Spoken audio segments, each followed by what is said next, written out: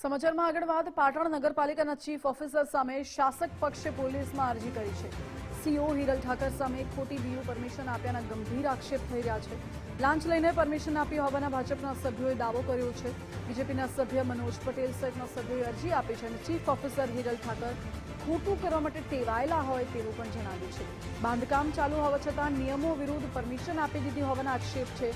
Bus station complex ઝડપથી ચાલુ કરાવવામાં સીઓને અંગત રસ છે તેવો પણ આરોપ લગાવાઈ રહ્યો છે। અધિકારી સામે ભાજપના સભ્યોના મોરચાથી રાજકારણ ગરમાયું। ફક્ત અને ફક્ત બસ સ્ટેશનની આગળ જે શોપિંગ સેન્ટર બની રહ્યું છે એ ઝડપથી ચાલુ થાય અને ઝડપથી ચાલુ થાય તો જ એમને મોટી મીઠાઈ મળે એવું છે। એના માટે એ આ કામ કરી રહ્યા છે।